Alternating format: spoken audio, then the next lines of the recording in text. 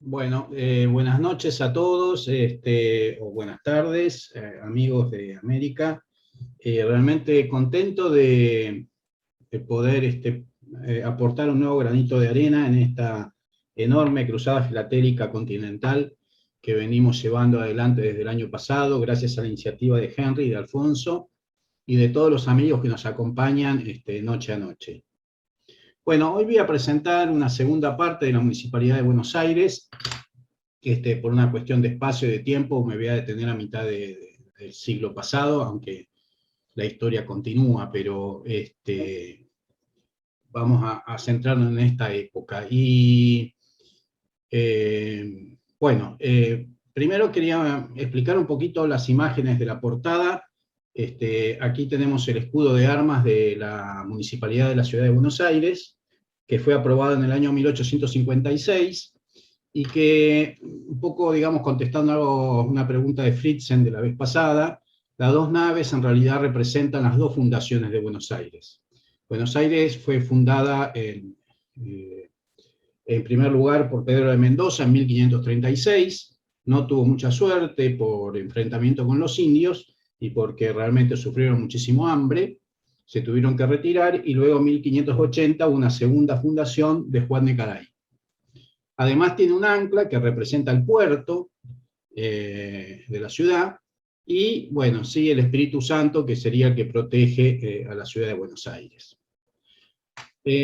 Otra cosa que quiero señalar, porque también aparece representado en los sellos de la municipalidad, es el edificio, que yo ya lo había mostrado en la presentación anterior, pero ahora tiene la novedad que entre 1911 y 1914 le construyeron esa cúpula en la esquina, que terminaba en una aguja y que tenía 65 metros de alto. Con el tiempo la estructura cedió, tuvieron que sacarla y terminó siendo una cúpula similar a la de la otra esquina. Acá en estos sellos, bueno, no es casualidad que el de 1914 presente justamente la esquina esa de la cúpula nueva, que estaba recién finalizada. Acá tenemos otro sello de 1939 donde vemos esa cúpula, y este de 1942, en donde en realidad está tomando otra perspectiva y entonces la cúpula esa alta no se ve. Yo no sé si es porque ya para ese año la habían sacado o simplemente fue un nuevo dibujo. La verdad que estuve buscando datos acerca de en qué año se sacó esa cúpula y eso no lo pude encontrar. Pero bueno, es algo que quedó pendiente para verlo. Bien, en esta nueva parte, como bibliografía, bueno, inicialmente pude seguir un poquito con el catálogo de Forbin, hasta el año 1915, y luego utilicé el catálogo de Clive Ackerman, una edición de 2002, que si bien no es completa, porque realmente no hay posibilidad de conocer todos los sellos emitidos, porque no hay registro de los mismos, pero tiene bastante información. Me fui guiando un poquito con eso, y bueno, después también con, ¿cómo se llama?, el material que tengo en mi colección. Lo que voy a presentar, en primer lugar, son dos timbres que son centrales, son los más importantes, que son lo que se llaman derecho de oficina por un lado, y los timbres para cobro de tasas de impuestos. Y voy a dejar para el final algunas otras especies, que son bastante interesantes y llamativas. Bien. En primer lugar, lo que quiero diferenciar, porque esto es una novedad de esta época, ustedes se acuerdan que yo en la primera parte les había dicho que el sello de 50 centavos era el que se utilizaba en los expedientes municipales como derecho de oficina. Pero hasta 1911 lo que se utilizaba era un sello dentro de la serie de los timbres de uso general.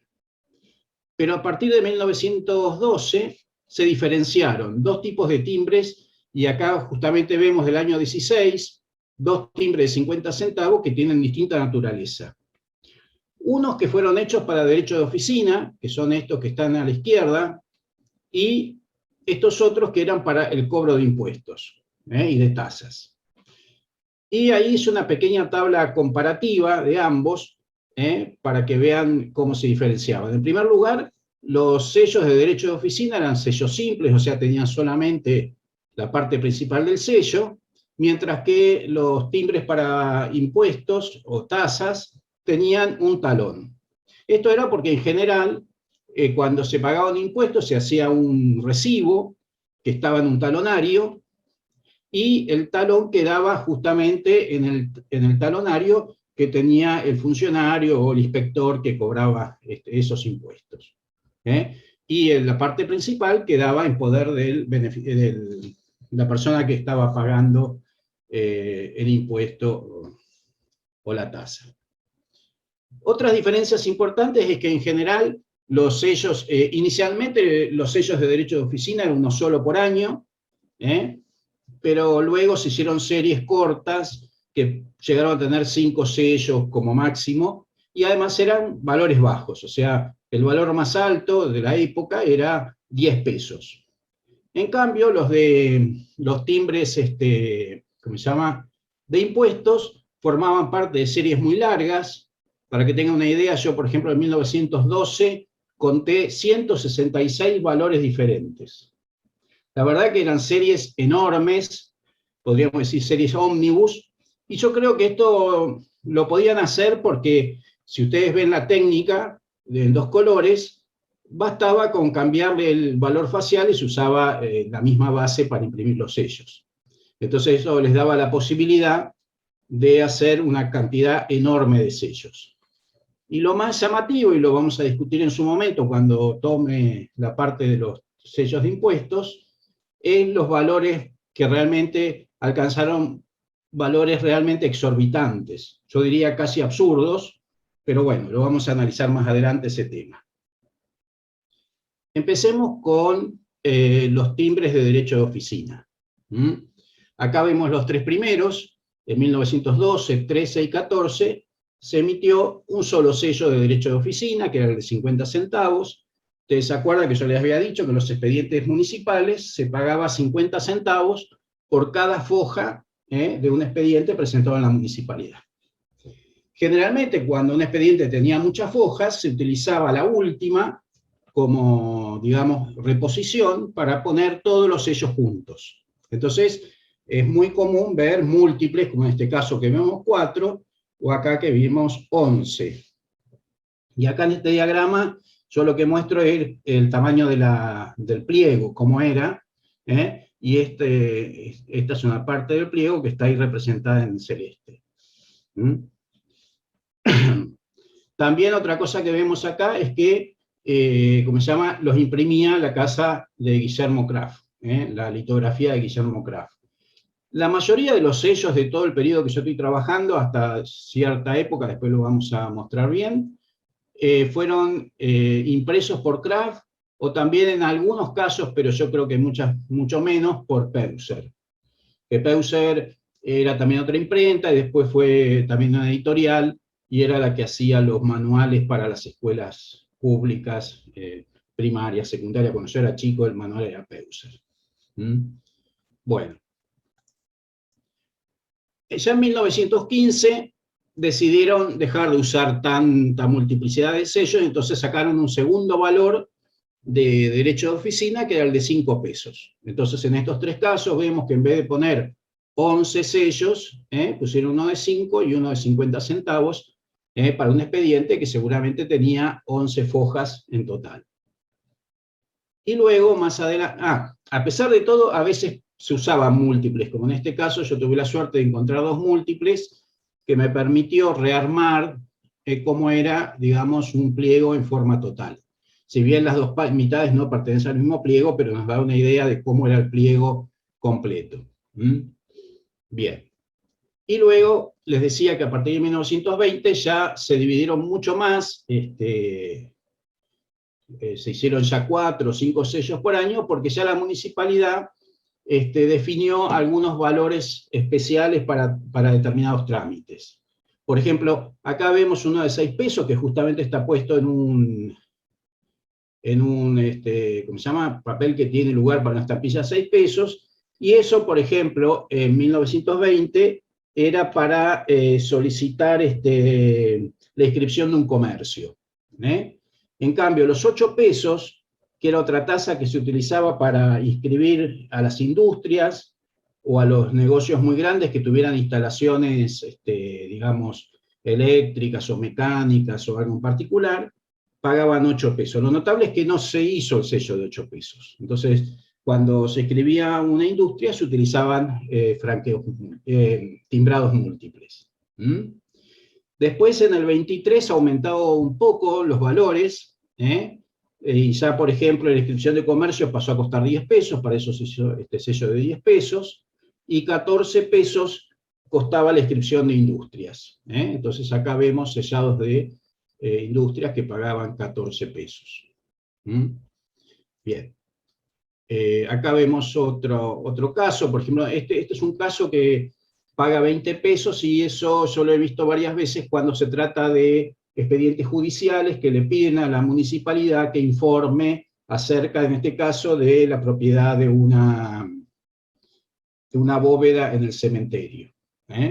Entonces, esos trámites donde intervenía el Poder Judicial, además de pagar por cada foja judicial 1 peso a la Nación, porque esto es un papel sellado nacional, pagaba a la municipalidad esos 20 pesos para el pedido de informes. Bueno, acá vemos otro sellito de 1928 que tiene el pie de imprenta de Guillermo Kraft, y acá, qué sé yo, es un lindo esquina de hoja que se ve claramente cómo eran los sellos, y otra de las cosas que se ve es que la municipalidad ¿cómo se llama? Usaba la precancelación. Todos los sellos municipales estaban precancelados. Ahí se ve. Bueno, este es otro documento que me pareció muy interesante, que es una habilitación definitiva de un cinematógrafo. Lo que está pagando acá, esos 5 pesos, es en realidad solamente el derecho de oficina por este certificado. Después, aparte, tenía que pagar la habilitación, pero eso lo hacía con sellos de impuestos. Este es un lindo documento. Lástima que se rompió un poquito, pero bueno, hay que ver todos los años que pasaron, ¿no? Bien. Esto es acá lo que yo les decía. Hasta 1931 los sellos los hizo Kraft o eventualmente en algunos momentos Peuser, como les dije. Pero a partir de 1932 la municipalidad se los encargó a Casa de Moneda. Y entonces lo que vemos ya a partir de 1932 que los sellos tienen filigranas. En este caso tiene la filigrana Casa de Moneda República Argentina, que como vemos son unos círculos con el escudo que dice Casa de Moneda de la Nación, y entre los círculos, en forma ondulada, dice República Argentina. En algún momento, después vamos a ver más adelante, también se usó filigrana Sol RA. Eso lo vamos a ver cuando llegue su momento.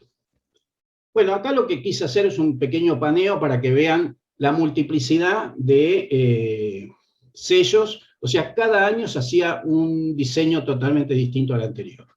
Entonces, la verdad que hacer esta colección es bastante llamativa porque los sellos son muy, muy diversos, con diseños totalmente distintos año a año. Algunas cosas que llaman la atención acá, bueno, en el escudo, nosotros vemos el escudo municipal en algunos casos, y en otros, acá por ejemplo, en el 24, en el 27, no sé por qué razón, ponen el escudo de armas de Juan de Garay, que había sido el escudo municipal antes de la aprobación del definitivo en 1856. Bueno, aparece de vez en cuando. Después también hay escenas de, por ejemplo, acá Juan de Garay, o la segunda fundación de Buenos Aires, y otros que no voy a seguir mencionando.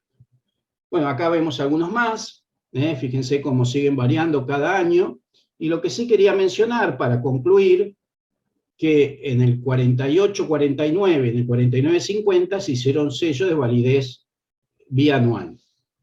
Es decir, que en vez de vencer a fin de año, se estiraba su validez un año más. Estos se emitieron en el 48, estos en el 49, y en el 50 ya directamente se adoptó un diseño que se repitió hasta el 55, y en vez de poner el año, se ponían letras de serie. Entonces la A pertenece al año 50, la B al 51, y así sucesivamente, y al 55 le correspondía la F. Después ya, en el 56, que vemos este sello de la serie G, es cuando ya Casa de Moneda se había hecho cargo de hacer los sellos fiscales, no solo de la municipalidad, además de los nacionales, sino de la mayoría de las provincias. Y entonces ya tenía un formato estipulado para todos los sellos de todas las provincias, municipalidades, etc. Y por eso toma esta forma, que es la que va a tomar definitivamente de acá en adelante, hasta que se finalicen los sellos, se dejaron de usar los timbres. En el caso de la municipalidad, creo que hasta los años 80 y pico, no creo que se han llegado a los 90. Este es el que yo le decía, que es un caso particular, en el año 50, que en vez de usar la filigrana Casa de Moneda, que era la que se usaba para los sellos fiscales, se usó esta filigrana, que fíjense que tiene un sol y las letras RA, que en realidad se usaban para sellos de correo. Seguramente no les habrá quedado papel del otro y usaron el que tenían para los timbres de correo. Bueno, pasamos ahora a la parte más llamativa y la que genera más controversias, que es el caso de los timbres de tasas de impuestos. Bueno, este es un pliego, en realidad es una muestra, porque no tiene los números, no, le falta la numeración. Es una muestra que debe haber salido directamente de la causa Peuser.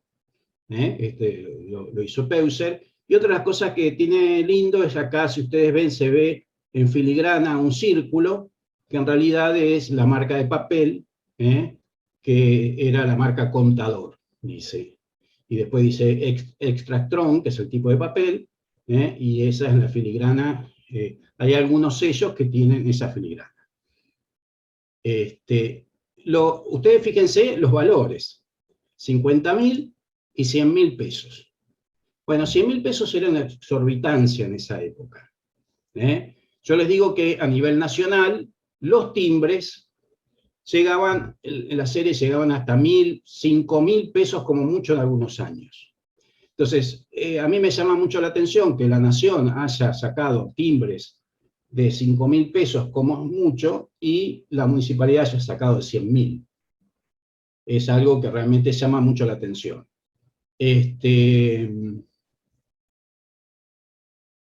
Y encima, por ejemplo, bueno, acá en el año 1918, esto es una memoria de la municipalidad, y acá hay unas cosas muy interesantes.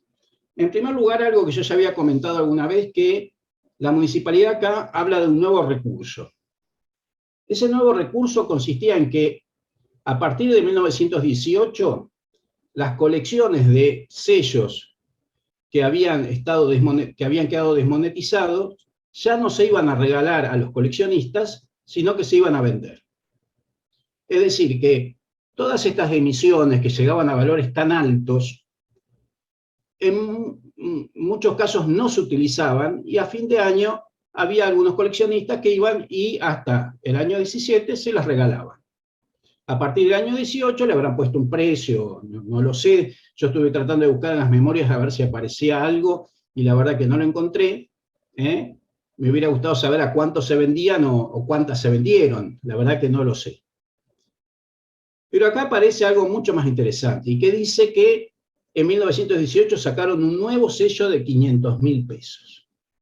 Si el de 100.000 pesos era una exorbitancia, ya el de 500.000 pesos, la verdad que yo traté de analizarlo y bueno, y es lo que voy a contar ahora, un poquito de lo que pasa.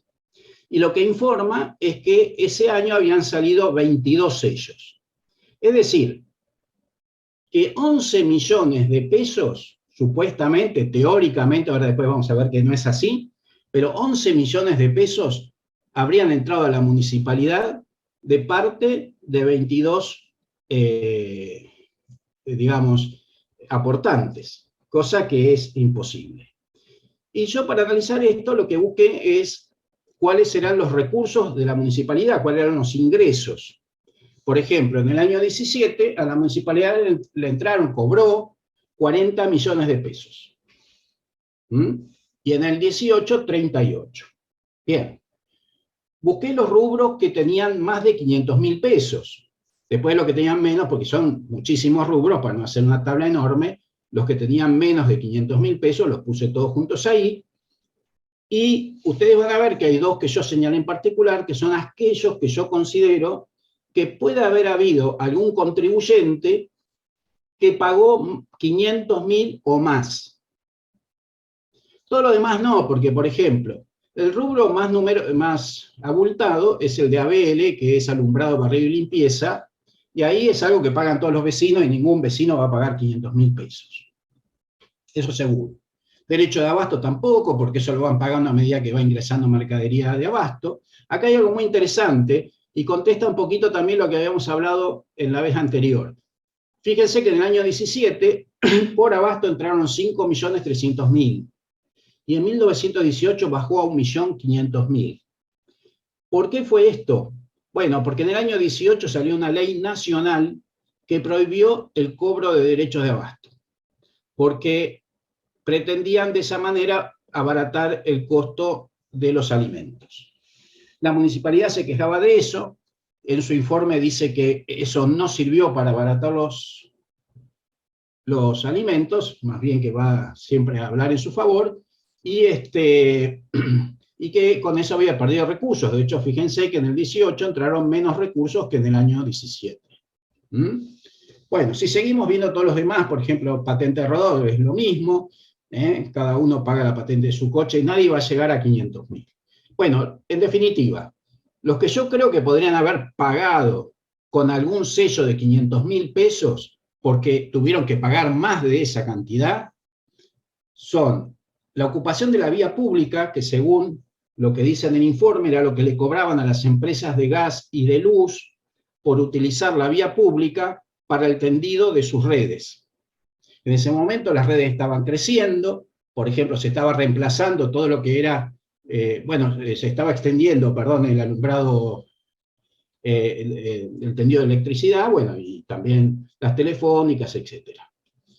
Y los hipódromos, el hipódromo de Palermo, en definitiva. En esa época estaba el hipódromo de Palermo, y bueno, que es el que está, y que podía ser un contribuyente grande. Pero si nosotros miramos los números, no nos darían más de 10, vamos a suponer, 12, 14 sellos de 500.000. Y ahí habla de 22 sellos de 500.000. Pero hay algunas cosas más que nos desmienten eso totalmente. Y es justamente esta imagen, que yo la saqué del catálogo de Ackerman, que fíjense, de 1918 se está sin usar este sello de 500.000 pesos. Y es el número 8. Aunque en realidad uno podría dudar de que haya sido este el que estaba en la municipalidad. Este sello no se vendió, digamos, no se usó, no está precancelado y no está usado, más bien. Así que a mí me parece que no creo que se hayan usado realmente para el pago de impuestos 22 sellos de 500.000 pesos, como decía la municipalidad.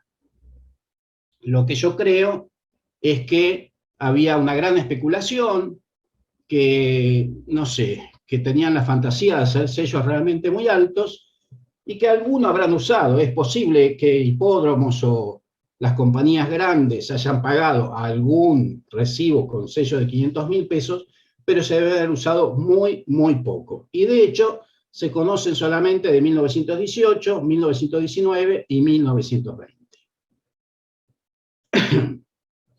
Bueno, acá vemos comparando, ¿no? Este que se ve totalmente sin usar, y este sería un sello usado donde se ve el precancelado y después, bueno, puesto en un documento. Bueno, quiero, para que ustedes además se den cuenta de lo que estamos hablando, yo la otra vez, ¿se acuerdan que a partir de un documento, de un derecho de construcción, hicimos el análisis y la proyección de cuál sería el valor actual de ese sello? La verdad que este es increíble, porque este sello de 500.000 pesos, por ejemplo, en ese momento, $1 equivalía a 2 pesos con 25. Es decir, que este sellito, el facial de este sellito vendría a ser $222.000 de la época. Ya, si fueran $222.000 de ahora, ya dijimos, wow. Pero no, eran $222.000 de la época, una locura total. O sea, un sello de ese valor realmente es impensable. buscando cómo fue variando el dólar, tendríamos que multiplicarlo por 17 por lo menos para llevarlo a valores actuales, es decir, que estaríamos en la presencia de un sello cuyo valor es más o menos 3.800.000 dólares actuales. Yo realmente creo que no se justifica bajo ningún aspecto la emisión de este sello. Creo que las cosas se hacían porque era muy fácil hacerlo, porque le cambiaban los números, le ponían todo lo que querían, y tenían la fantasía de tener unas series enormes, y algunos utilizarían, pero para casos muy particulares. Pero realmente a mí me parece una cosa muy extraña que se hayan hecho este tipo de sellos. Para años posteriores, ya ustedes ven acá, del 18 al 20 se ve esto, para años posteriores, si bien no hay un registro exacto de los sellos que fueron emitidos, Ackerman no tiene valores muy altos, no llega ni por asomo a valores de 100.000 pesos, ni he visto de 40.000 pesos que haya registrado. O sea que para mí, después de esta época, bajaron muchísimo los valores, hicieron series más normales, considero yo, no lo sé, porque es muy difícil saber lo que se emitió y lo que no se emitió. Salvo que alguna vez descubramos en el archivo de la municipalidad algún registro de los sellos emitidos y entregados a cada repartición. Bueno, lo que voy a hacer a continuación es mostrar algunos usos de estos timbres, que vamos a ver que es... este también es otra cosa que quería explicar antes de pasar a los usos. Estos son unas piezas que salieron de un remate de Filatino, y un poco, digamos, abonan esto que yo digo de que muchos de estos sellos salieron al mercado en forma, digamos así, especulativa y no realmente, no eran sellos genuinos. Y fíjense que hay algo muy llamativo. Si estos fueran realmente sellos emitidos, el número 2 tendría que estar pegado al número 3, cosa que es imposible porque acá tenemos un sello dentado y acá uno con perforación en líneas. Evidentemente este sello y esto no pertenecen a la misma planchita, y acá pasa lo mismo. El 17, está bien, falta el 18 en el medio, el 19 pertenecerían al mismo pliego, pero evidentemente no. O sea que esto lo debe haber tenido Kraft en su archivo y habrá hecho distintas pruebas y qué sé yo, pero bueno, son sellos que parecen reales, pero realmente no pasaron por la municipalidad, o por lo menos no fueron utilizados. Bien, ahora sí pasemos a los distintos... bueno, acá nuevamente vuelvo a presentar los distintos modelos que se hicieron desde el año 12 en adelante.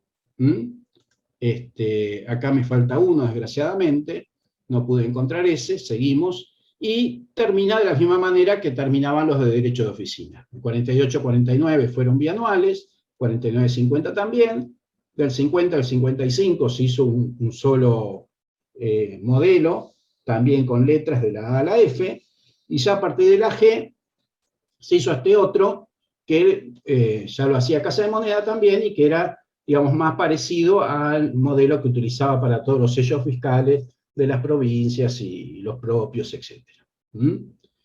Bien, como ustedes ven, hay una variación, una variedad enorme de sellos, y realmente si uno tiene una colección de esto, es bastante, digamos, llamativa.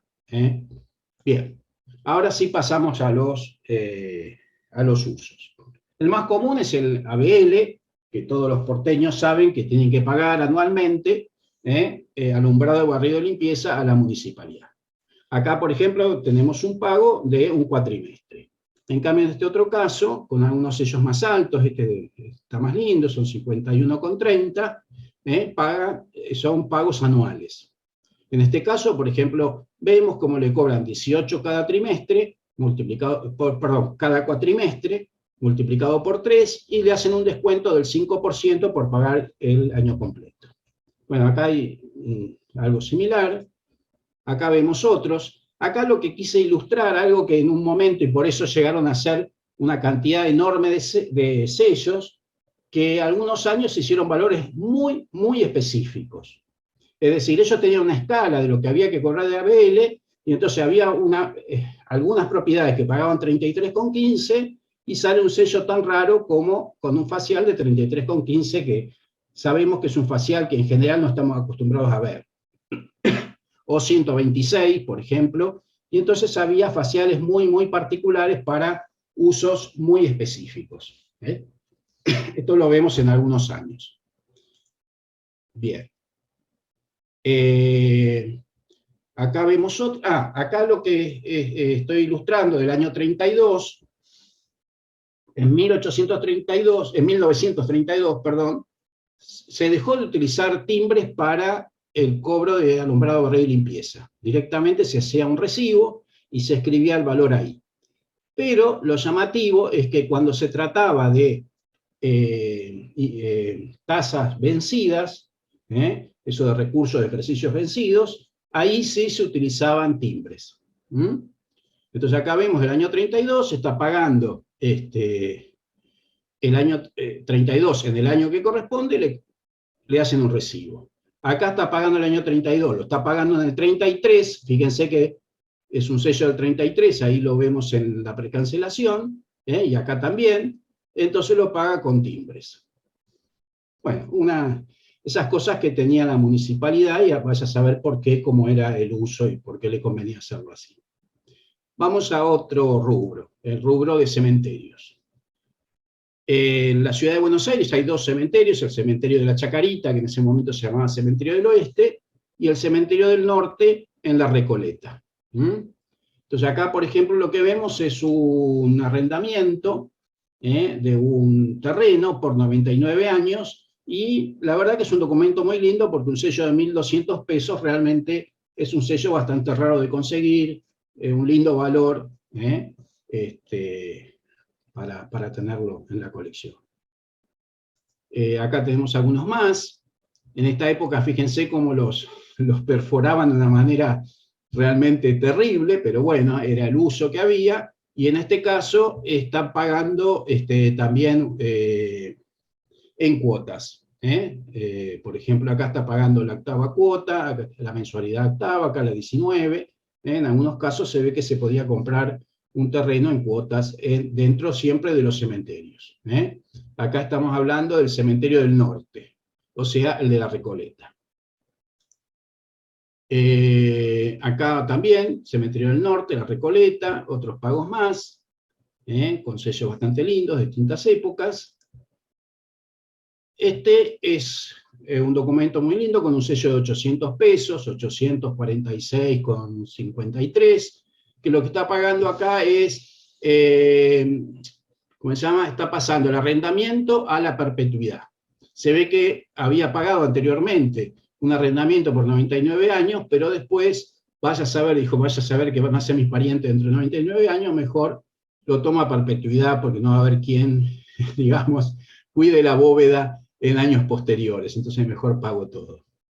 Y este es uno bastante interesante porque está sacando varios lotes y realmente un pago bastante importante de 3.000 pesos, 3.000 y pico, no leo bien acá, pero bueno, tiene un sello de 3.000 que es uno de los sellos más altos que conozco yo, que he visto usado. Un lindo documento. Bien, fíjense que es un valor, un número de orden bastante bajo, no se utilizaban muchos sellos de 3.000 pesos. O sea, volviendo un poquito a lo que yo había dicho antes, si de 3.000 pesos se utilizaban, qué sé yo, 200, 500 sellos, de 500.000, ¿cuántos se podían utilizar? ¿No? Poco y nada. Bueno, acá tenemos una transferencia al Cementerio del Oeste con un sello de 800 pesos, y esto es una compra de una urna, para alguien más humilde que se ve que luego de 5 años de fallecimiento del pariente, lo pasó a un nicho. Bueno, pasemos a algo más alegre. Este es otro rubro que es inspección de establecimientos e instalaciones. Esto podía ser, por ejemplo, en una casa de departamentos, por ejemplo, en un edificio de departamento que tuviera, por ejemplo, una caldera de petróleo o ese tipo de cosas, y entonces anualmente tenían que hacer una inspección y le cobraban una tasa por esa inspección. También, por ejemplo, en algunos comercios, ¿cómo se llama? El 34 acá, siempre aparecen estas cosas que le tapan a uno la visual, ¿no? Bueno, Acá, por ejemplo, vemos una panadería que está pagando por una instalación de petróleo, que además está ocupando el subsuelo. Entonces le cobran 20 pesos por la parte mecánica y 20 pesos por utilizar el subsuelo, 40 pesos en el año 1944. Este también es un caso interesante. Acá la municipalidad va a inspeccionar un medidor eléctrico, que en ese momento la empresa que brindaba electricidad en la ciudad de Buenos Aires era la CHADE, que era la Compañía Hispanoamericana de Electricidad. Se ve que había instalado un medidor eléctrico y la municipalidad hacía la inspección. Y atrás, en la parte de atrás, está el informe donde no lo aprueba porque dice que hay, como se llama, un déficit de casi 15% de lo que tendría que haber de la atención que tenía que tener. También está lindo porque tiene la combinación de los dos tipos de sellos. Esto yo supongo que después esto se agregó un expediente y entonces, bueno, pagó en su momento la tasa por la inspección y cuando lo agregó al expediente tuvo que pagar 1 peso por la foja. Ya no eran 50 centavos la foja, sino que era 1 peso en esta época. Y acá puse simplemente para ilustrar un poco esto, una factura de la empresa eléctrica que tiene un sello nacional, todos los recibos tenían que pagar un sello de 10 centavos, de 50, depende el monto, y los sellos estaban precancelados por la empresa, justamente, así como los de correos se perforaban, los sellos que eran timbres fiscales se precancelaban con sellitos de las empresas para evitar que se los robaran de los empleados, ese tipo de cosas. Bueno, pasando a otro rubro, acá tenemos derecho de inspección de obras. En realidad piensen que en las obras había que pagar varias cosas. Este es el derecho de inspección de obras, después vamos a ver que hay derecho de oficina para tramitar toda la obra, después está ¿cómo se llama? La aprobación del plano ¿cómo se llama? El derecho de obra, el derecho de inspección de la obra, bueno, en fin, había varias cosas distintas que pagar y por eso, digamos, esto no era todo. Acá, por ejemplo, está pagando derecho de oficina por construcciones, es decir, está pagando por el trámite que tiene que hacer y después aparte, que fíjense que es del 4 por 1000. En cambio, el derecho de construcción es del 2%, que es mucho más elevado. Eran distintas cosas que se pagaban por la construcción. Habilitación de comercios. Este también es un documento muy lindo, lástima que está roto la mitad, pero bueno, es una casa de compra-venta, que eran casas, a veces eran muy grandes, y bueno, tuvo que pagar 600 pesos más 300 pesos de multa. Acá, como no está completo, no sé muy bien por qué pagó la multa, pero bueno, tuvo que pagar 300 de multa. Las multas en general eran el 50% del valor del impuesto, y lo paga con estos dos sellos que suman los 900 pesos. Acá tenemos una casa de lunch, siguiendo vinos y cervezas, bebidas, ya con sellos más grandes. Esto se ve que sería una casa muy grande. Este tipo de habilitaciones se ve que se haría una evaluación del tamaño del comercio, la importancia del comercio, y se le fijaba un precio en forma proporcional. Así, por ejemplo, acá vemos un despacho de vinos y cervezas que paga 75 pesos, mientras que otro despacho de bebidas paga 400 pesos, evidentemente debía ser un comercio mucho más importante. Pesas y medidas, otra cosa que controlaba la municipalidad. Todos los años tenían que hacer el control, tanto de la balanza como de las pesas. Cada vez que se compraba o se incorporaban pesas nuevas, había que controlar que realmente el kilo fuera un kilo, bueno, etcétera, etcétera, ¿no? Y todo eso se cobraba una tasa por la inspección y la aprobación. Acá tenemos otros de pesas y medidas. Pasando a otro rubro, carteles de publicidad. Acá, por ejemplo, en una panadería. Lo interesante de este recibo es que se ve que el empleado se equivocó y en vez de poner los sellos en el recibo, puso los talones. Así que son los únicos talones usados que tengo de estos timbres. Vaya a saber qué le pasó al empleado, pero bueno, la cuestión es que los puso al revés. Y en el talonario debe haber puesto los sellos. A lo mejor era un empleado nuevo y no sabía cómo se hacían las cosas. Acá, por ejemplo, un letrero en un vehículo, que pagó 2,50. Este es muy lindo, este ya es un cartel luminoso, un cartel luminoso que paga 393,60, con un sellado múltiple realmente muy vistoso, del año 1942. Esto me pareció muy llamativo, son patentes de caballo de carrera. Acá hay un caballo que se llamaba Boy Scout y que pagó 200 pesos de impuesto, de patente, y acá dice el nombre del estud, que es Las del Barranco. Las del Barranco es una obra de teatro escrita en aquellas épocas que era bastante conocida y se ve que lo tomaron para ponerle nombre al estud. Este es otro estud y tiene otro caballo que no sé, yo leo Grata ahí, pero no, o Grafa, vaya a saber cuál es el nombre del caballo, que pagó 350 pesos de patente. Me pareció un rubro bastante interesante, fuera de lo común. Acá patentes de rodados, tenemos la patente de un auto particular, y este otro que es de un carro de carga, que fíjense que viene preimpreso el valor de 30 pesos, pero le cobran además 15 pesos porque tenía llantas de acero. Una de las consideraciones que hacía la municipalidad para cobrarle, por ejemplo, los carros de carga, y cobrarle más si tenía llantas de acero, etcétera, era por el desgaste que hacían de la vía pública que después tenía que reparar la municipalidad. Entonces consideraban que de esa manera estaban cobrándole el uso que hacía y el desgaste que generaba. Bien. Bueno, acá terminamos ya entonces con los timbres ¿cómo se llama? De impuestos y tasas. Y pasamos a otro tipo de timbres especiales. Este es, perdón, me fui para atrás.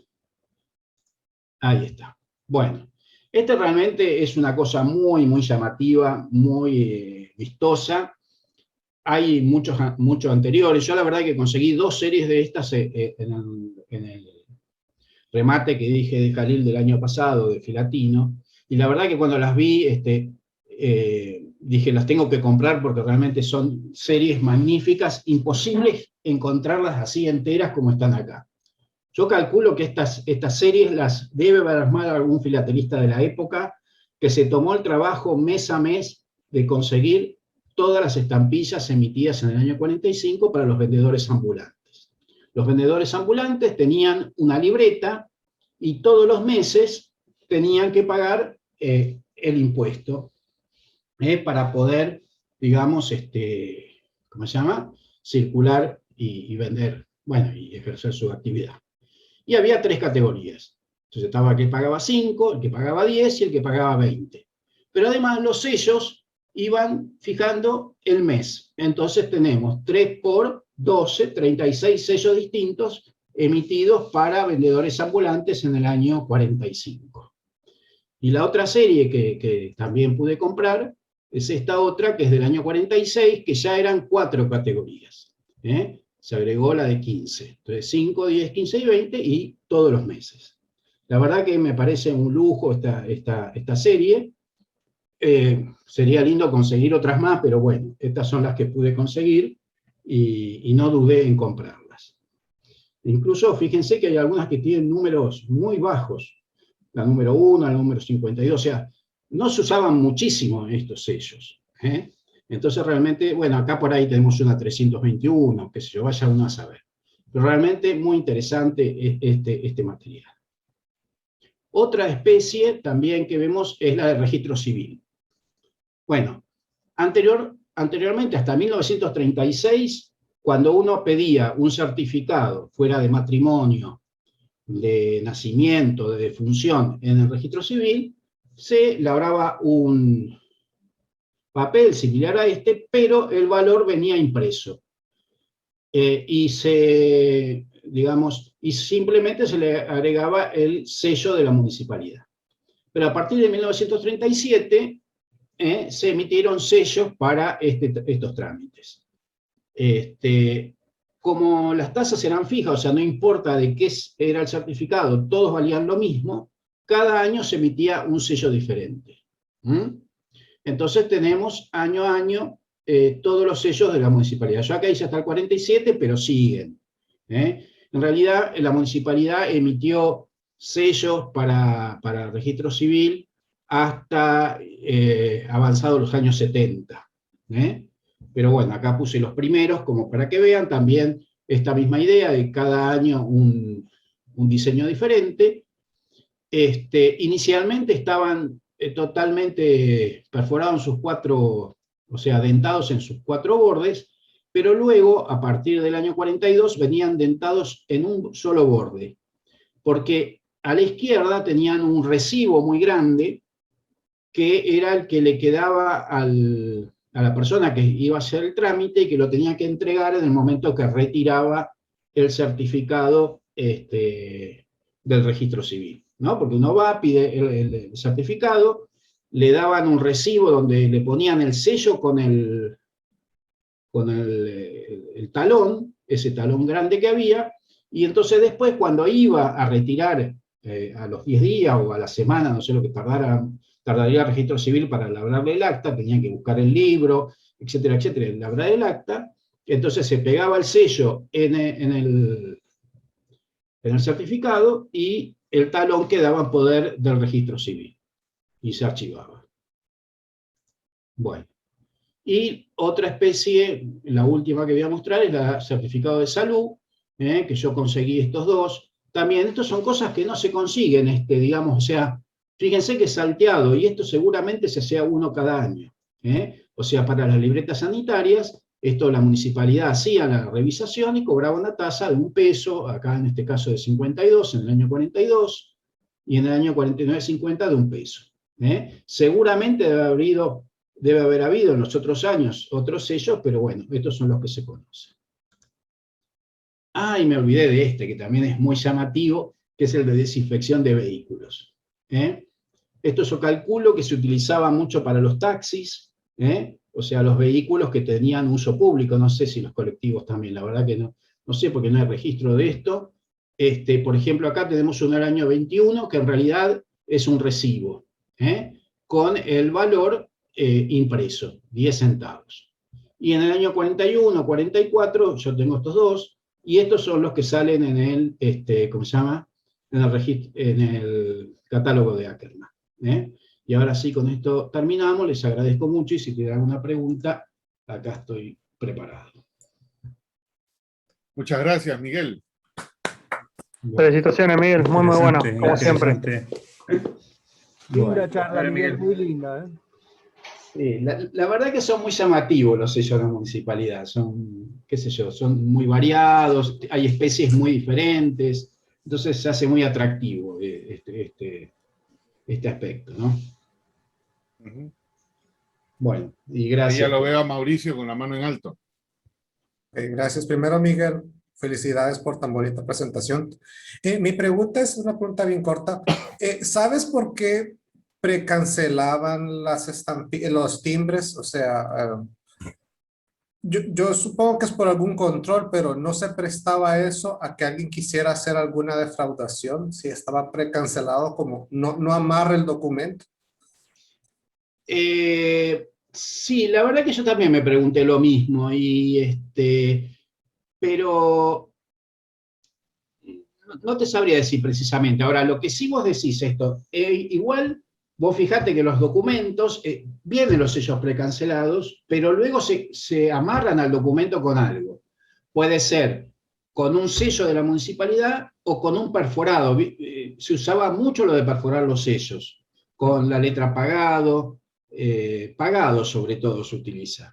Entonces, en general aparecen amarrados al documento. ¿Sí? Es que me pareció ver uno que otro ejemplo en donde no se notaba, tal vez no lo noté bien, pero me llamaba la atención eso de la precancelación. Y si no, tenían que tener un matasello que lo vinculara al documento. En general sí estaban vinculados. Ahora, no sé, porque lo mismo yo también me lo preguntaba para correo, que hay algunos casos en que se venden sellos precancelados y no sé exactamente cuál es la funcionalidad de esa. Pero lo cierto es que durante muchos años la municipalidad precanceló los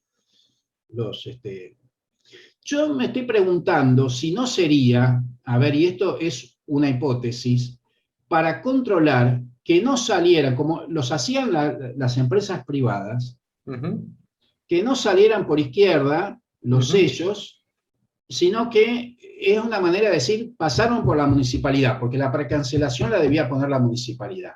Yo creo que debe haber sido eso la funcionalidad del precancelado. Puede ser, sí. Gracias. No, de nada. Luis Fernando. Gracias, Miguel. Qué vergüenza. No, de nada. Tengo a Miguel en la cabeza. Bueno, tengo una observación chiquitita y 3 preguntitas que pueden resultar muy largas dependiendo de la respuesta tuya, Miguel. Sí. La observación es que estás poniendo a todos los jueces en un enorme compromiso, porque cada pieza que enseñas decís, esta es muy linda, esta es muy linda, esta es muy linda, y los pobres jueces cuando vayan a calificar van a estarse acordando de que para vos todas eran muy lindas. Empiezo por la última, en la página 48, mostraste un certificado o un par de certificados de matrimonio. No sé si querés mostrarlo de nuevo, porque a ver, sí. Tengo una pregunta concreta sobre la mamá de una muchacha que se casa ahí. La página me dijiste 48. 48. Ah, bueno, sí, donde está el único documento que hay de... Sí, a ver. Ahí dice, no, es el papá de la esposa. Es de apellido Gallifa, Artemio Gallifa. Sí. Entonces la pregunta es para todos los argentinos, que si es un apellido común en Argentina, si se conocen muchos Gallifas, si hay Gallifa, bueno, pero a cualquiera. Gallifa es un apellido de origen catalán, poco común en general. Sí, no es nada común. Ahora vos fijate que acá está diciendo el esposo es español. Y ella también es española. Ella también. Entonces, sí, evidentemente... Y él es un sátiro, porque ella tiene 17 años. vos leíste mucho más que yo de esto. Sos muy rápido para leer estas cosas. Mirá vos. Y bueno, en fin, esas cosas. Sí, y vos fijate, la madre se llama Verdaguer. No son Verdaguer. apellidos. Verdaguer. Ese es más común. Pero Gallifa no es nada común, no. No es nada común. Rodríguez, bueno, sí, tenemos la patada. Le dejamos la tarea a todos los amigos del grupo a ver quién encuentra más Gallifas. Bueno, perfecto. La segunda observación es concreta en la página 6, en que mostraste un papel que tiene lo que después describiste como el papel sellado de un peso de Buenos Aires, de la Nación. Sí. Pero tiene algo más que no lo explicaste. El de la izquierda de 1915 tiene un peso que correspondería con lo que dijiste que era de la Nación. Sí. Y es el mismo rayado que tenés en la página 9. Si observas, ese documento tiene el mismo rayado de la página 9. Sí. A ver, vamos al de la página 9. Sí. Igual hay algo que yo omití decir, y está buena tu pregunta porque me permite ahora aclararlo. Inicialmente, ustedes recuerden que la ciudad de Buenos Aires no era autónoma en ese momento. En realidad era territorio nacional. De hecho, muchos impuestos y la ley de sellos la ley de sellos nacional regía en la capital federal, no así en las provincias. Entonces la nación podía cobrar impuestos dentro de la capital. Inicialmente, todos los trámites que se presentaban ante la municipalidad, en los expedientes pagaban impuesto nacional, 1 peso por cada foja, y 50 centavos le pagaban a la municipalidad. Eso fue más o menos hasta el año 18, 19 o 20, no sé, tendría que verlo bien. Luego, la nación dejó de cobrar esa tasa y entonces la municipalidad pasó a cobrar 1 peso por foja. Entonces, para el usuario bajó de 1,50 a 1, pero era todo para la municipalidad. Lo que vemos acá son, ese peso es para pagar la foja de un expediente. En cambio, este otro que vemos más adelante, que parece lo mismo, ya en el año 28 los expedientes no pagaban impuesto nacional. Ese peso que está ahí es por un expediente judicial. Ok. ¿Podés volver a la página 6 para que nos expliques el otro sellito que tienen estos papeles? En el de 1915 hay un sello rojo a la izquierda y en el 1917 hay un sello verde que se le ve solo un cachito también a la izquierda. Que el del 15, que es muy clarito, tiene alguna figura impresa sin color en el centro. A ver. El rojo de arriba. No, sí, ese del papel. Este es parte del papel sellado. El papel sellado tiene el valor de este lado y acá tiene el escudo nacional. Esto es todo. Ese es el escudo nacional, ok. Este es el escudo nacional, sí. Ok, y la última pregunta tiene que ver con lo que Mauricio te preguntó, sí, sobre los precancelados. Pero yo quería preguntarte, yendo un poquito más allá, al tema de los perfines. Se leen algunos perfines muy claritos, el cancelado, el cobrado, el anulado. ¿Esos eran precancelados todos o los perfines eran posteriores? Acá vemos que en esta época no se precancelaban. Se empezaron a precancelar más adelante, acá por ejemplo. En el 23 ya empiezan a precancelar. Para mí, que en algún momento la municipalidad debe haber percibido que había sellos que salían por izquierda. A mí se me ocurre que puede haber ocurrido eso, y entonces los empezaron a precancelar. Pero es una hipótesis. Tendría que buscar en los archivos de la municipalidad si hay algún registro de eso. ¿Y la diversidad de perfines? No, la diversidad de perfines. Ah, sí. Yo acá no están en el catálogo, no existe un registro. No, bueno, se puede hacer. Yo había mostrado la otra vez inutilizado, hay pagado y hay chancelado, pero el chancelado se utilizó en los primeros años. Es medio antiguo ese término, ¿no? Chancelado.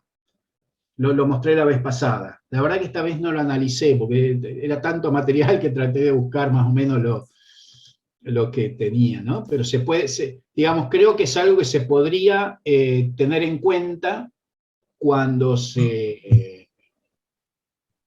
acá estoy observando algo que es muy llamativo. Si uno preparara la colección tendría que ser mucho más detallista en esas cosas, ¿no? Acá sí le doy razón a Mejía, no están unidos los sellos al documento.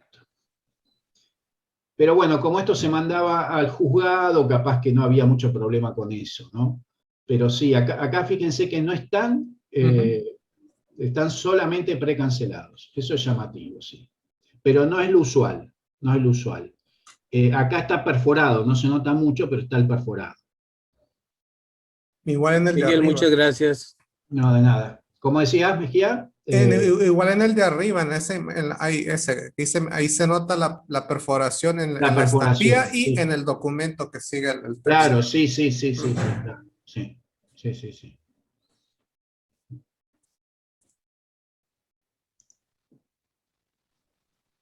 Heinz.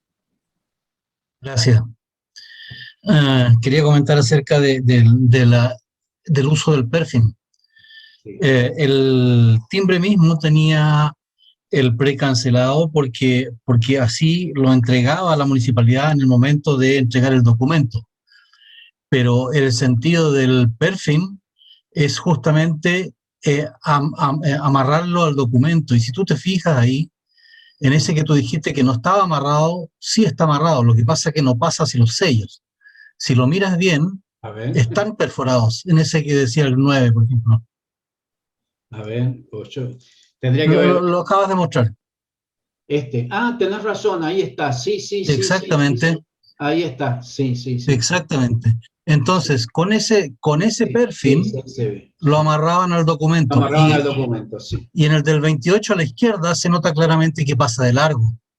Pero no necesariamente, porque si tú después tomas el papel por el reverso, ves las perforaciones. Seguro, sí. Ese es el sentido. y ese sentido, digamos, el sentido común también de los perfils aquí en Chile, igual, digamos. O sea, sí, ahí se ve también, sí. Exacto. Sí, yo me equivoqué, están precancelados, sí. Están, perdón, amarrados, sí. Sí, gracias. También, no sé si allá ocurría también que había empresas privadas que usaban perfils como para pagar el impuesto que le correspondía a cada documento, de manera que sus funcionarios de la empresa no se los sacaran por la izquierda, como dices tú. A ver, yo tengo aparte una colección especial de eso, de sellos de empresas, pero se ve muchísimo más en sellos nacionales, no lo vi jamás en sellos municipales, y no usan perfins, sino que usan sellos, sellos encima, sobre sellos, digamos, que pueden ser a mano, algunos son tipografiados, y hay muy poquitas empresas, yo he visto 3 o 4 que usan perforado, pero muy poquitas. En general usan sellos, sobre sellos, digamos. Para los timbres fiscales. Sí, hace razón eso de que los nacionales sean diferenciados de los locales. Sí. Gracias, Miguel. Felicitaciones. Muchas gracias. Julio César. Estás en mute. Seguís en mute. Y sigue en mute, ¿eh? No se te escucha, Julio César. Tienes que salir del mute. Buenas noches, Miguel. Que tenía, felicitaciones. Quiero que, si puedes volver a poner la página 9, que tengo una duda ahí. La voy a dejar puesta ya directamente, ¿eh? Sí, está famosa la página 9. La página popular. Sí.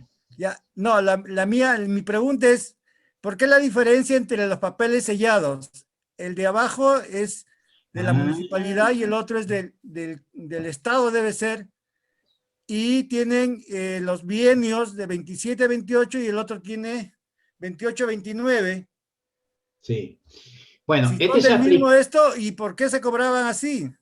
Perfecto. A ver, acá ya expliqué por qué está porque en realidad ustedes tienen que pensar que un papel sellado es lo mismo que un timbre. Así es decir, acá pagó 1 peso a la nación. Listo. En cambio, acá le pagó 5 pesos a la municipalidad. Lo que pasa es que en esta época ya la municipalidad empezó a hacer papel sellado para derecho de oficina. Y este es, porque lo que pasa es que básicamente en los expedientes 1 peso era lo que se pagaba por foja, digamos, cada foja pagaba 1 peso. Pero en la primera foja se pagaba el trámite. Entonces, si esta persona pagó 5 pesos, es porque estaba haciendo un trámite que valía 5 pesos, que era el permiso de construcción. Cuando presentaba en mesa de entrada el permiso de construcción, tenía que pagar 5 pesos. Y lo hizo en un papel sellado de 1 peso y puso 4 pesos más. Ya. Ahora la otra pregunta. ¿Desde cuándo se empezó a usar el bienio? Porque anteriormente los papeles sellados del Estado eran anuales. Sí, bueno, eso habría que ir haciendo un registro año por año, porque, por ejemplo, la Nación hubo una época que empezó usando años, después usó bienios y después volvió a los años. Y después ya directamente pasó a las series, pero eso me tendría que fijar año por año cómo fue.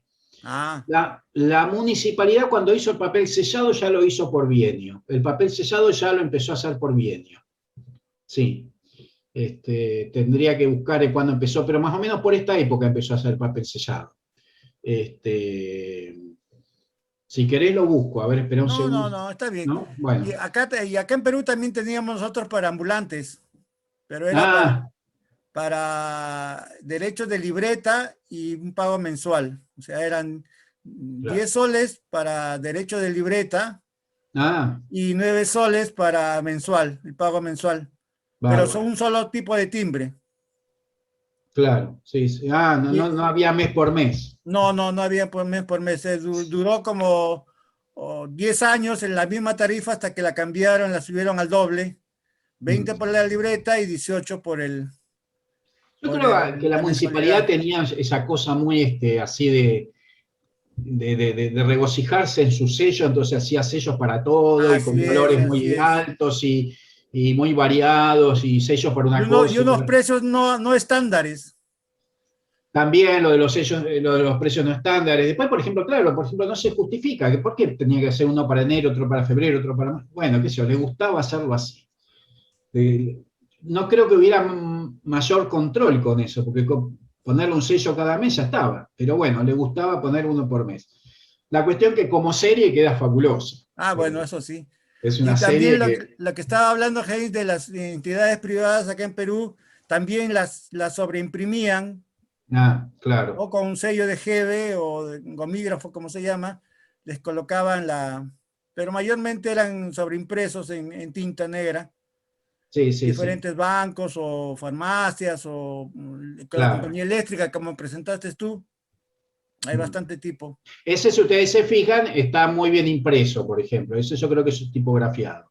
Pero hay otros que eran sellitos de tipo de mano y la verdad que apenas se notan, son muy irregulares. Depende de la empresa, ¿no? Si era una empresa importante, lo hacía mejor, y si no, de cualquier manera, pero bueno. Sí. Gracias. No, de nada, gracias a vos. Miguel, una curiosidad, no sé si esto aplicaría ahí o en cualquier país.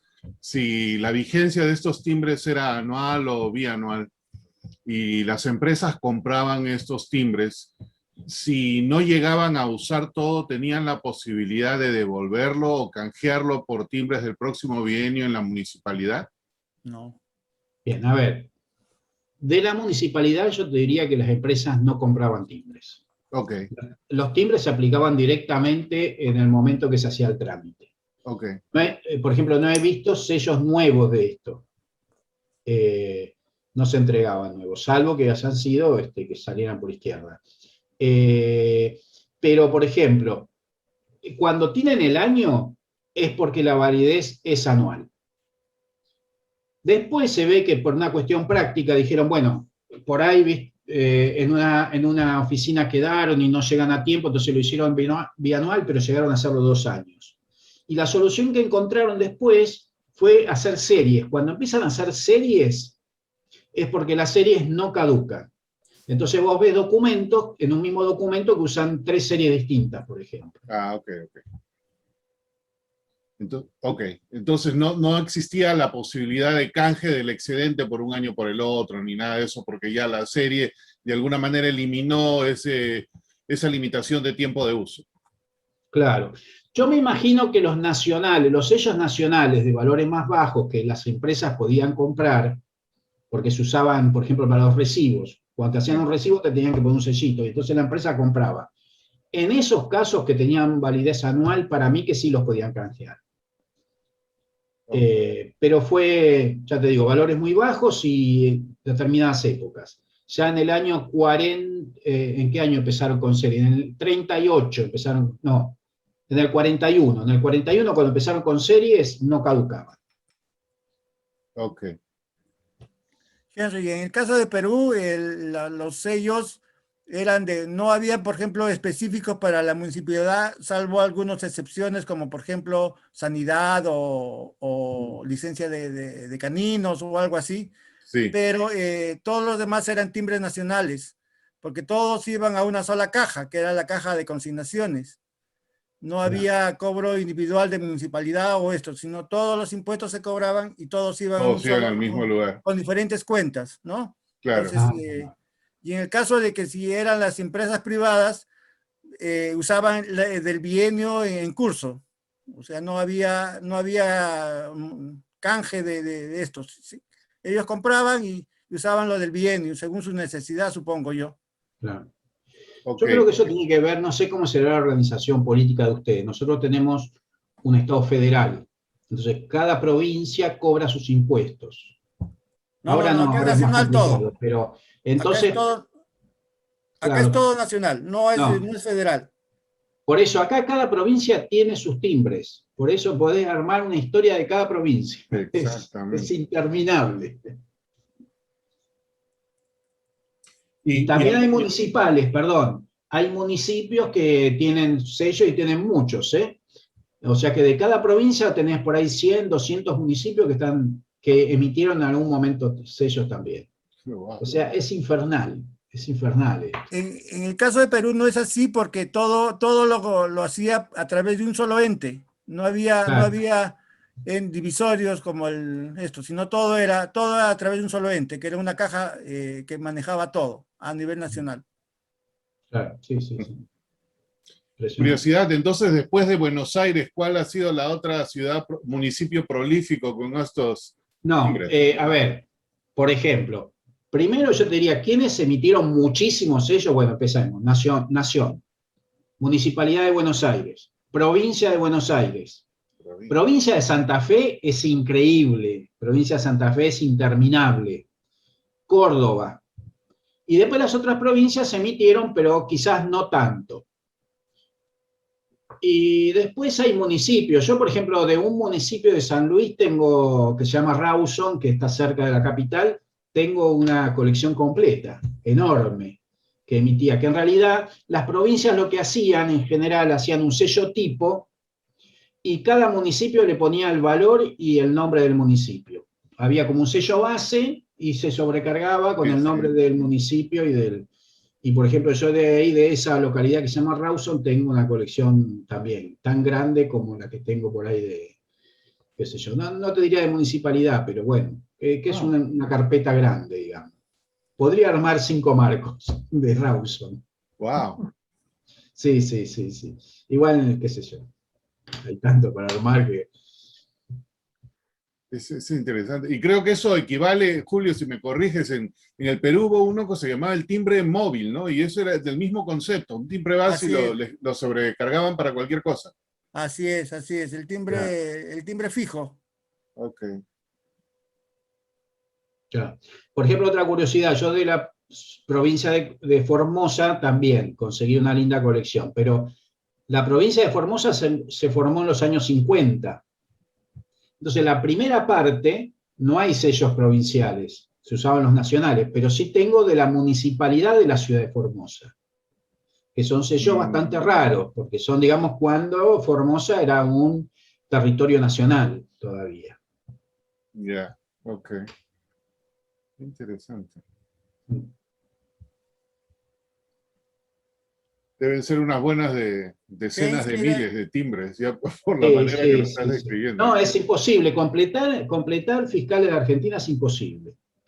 Uno hace todo lo que puede, pero es imposible.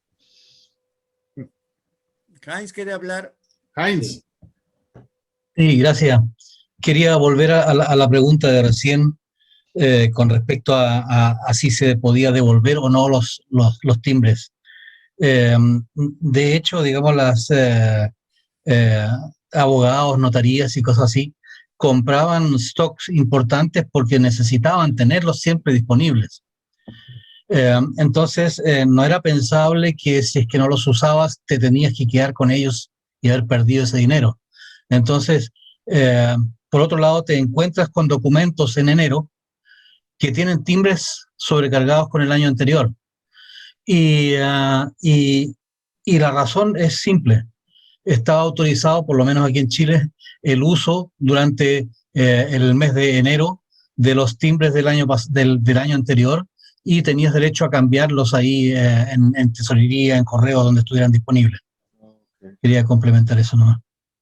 Sí. Gracias. Ese era más o menos el caso que yo me estaba imaginando, ¿no? Porque una compañía, no se me vino a la cabeza abogados o notarios, pero tienes razón, los tienen que tener listos, si no iban a incurrir en un gasto si es que innecesario, si es que no podían hacer su cálculo como deberían. Claro. En el caso de Argentina, la ley lo estipulaba, por ejemplo, hablando de los años 40-50. El público podía comprar sellos hasta 5 pesos. Okay. Más de 5 pesos directamente se compraban y se anulaban en el momento del trámite. Que podía ser en el correo, podía ser en una empresa de impuestos, en una oficina de impuestos. Pero no se podían comprar, digamos, sellos de valores altos directamente.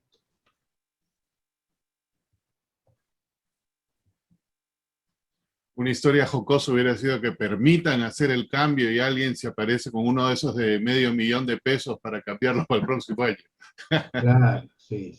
No, realmente esa historia del de $500,000 a mí me parece una cosa, y ustedes piensen, un timbre que hoy en día valdría una barbaridad de plata. $3.800.000, es una locura.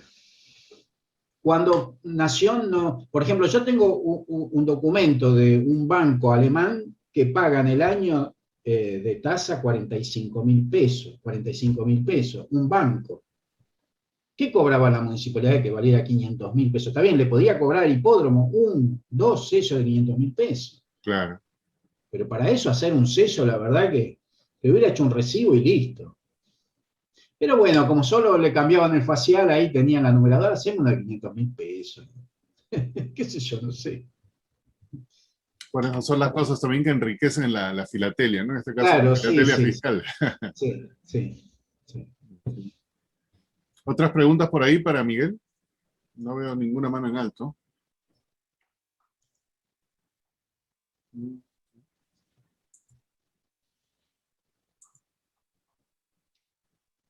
Ok, no veo a nadie más. Entonces, Miguel, nuevamente, muchas gracias. Siempre Bueno, interesante aprender de... Muchas gracias, Miguel. De los fiscales. Gracias a ustedes. Próxima charla que son Municipalidad de decenas de Rawson. miles, o sea que... Bueno. Increíble. Y el día de mañana...